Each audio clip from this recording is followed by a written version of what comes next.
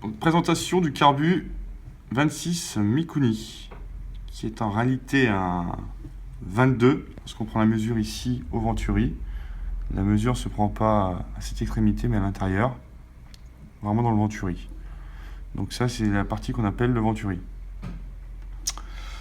Et ça, c'est la partie où le filtre à air vient s'enclencher, qui est en 38 mm. Donc si vous avez un filtre à air à acheter, pour ce type de carbu, il faut du 38 mm. Donc là, ici, vous avez le starter, la commande de starter. Donc lorsque vous relevez la manette, le starter est enclenché. Lorsque vous la baissez, il est enlevé. Donc ça, c'est la durite de trop-plein, ce qui permet d'évacuer l'essence si la moto est couchée ou en cas de chute. Ça, c'est la durite de vidange de cuve. Donc là, vous avez une vis cruciforme. Donc vous la dévissez et l'essence s'évacue par cette petite durite. Donc là, vous avez la vis de ralenti, vis de richesse. Ici, vous avez la vis d'air. Donc le réglage de base, c'est la desserrée de 2 tours et demi. Ensuite, on va rentrer un peu plus dans le détail. Donc ça, c'est le capuchon de boisseau. Donc là, il y a le câble de gaz qui rentre. Là, vous avez un joint d'étanchéité. Ça, c'est le ressort de boisseau. Ça, c'est le boisseau avec l'aiguille. Donc, on va détailler l'intérieur. Donc là, vous avez un petit étau à l'intérieur. Alors, c'est important lorsque vous remontez le boisseau, il faut bien le mettre dans la gorge. Sinon, le boisseau ne descend pas entièrement. Hop. Là, le boisseau descend entièrement. Et si vous ne le mettez pas dans la fente, voilà ce qui se passe. Le boisseau ne descend pas entièrement. Donc, il faut bien tourner, chercher le téton pour qu'il descende entièrement. Ok.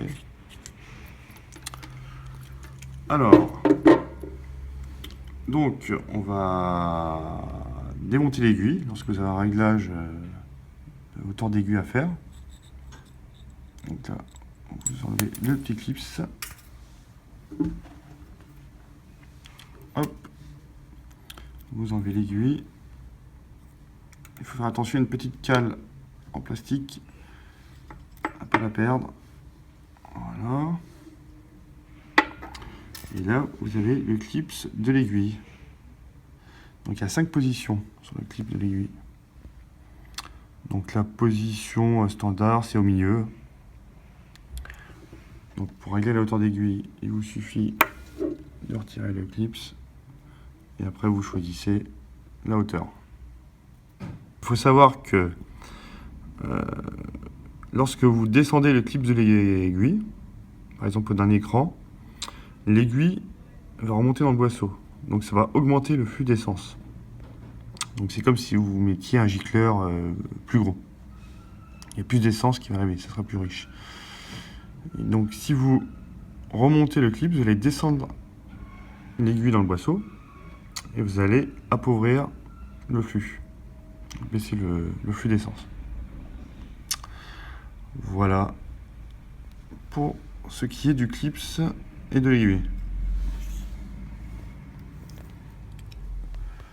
Alors, on va passer à la partie de la cuve. Donc la cuve, elle est fixée par 4 vis cruciformes. Voilà. Donc on va les retirer.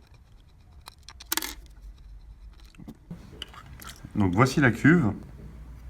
Donc il faut faire attention à ce joint torique d'étanchéité, parce qu'il a souvent tendance à se déformer et s'agrandir à cause de l'essence. Voilà.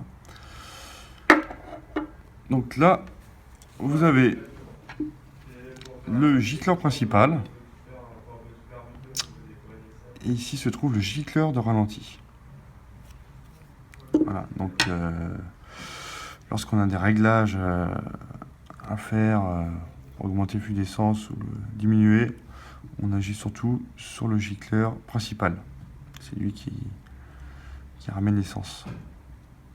Là, vous avez les flotteurs.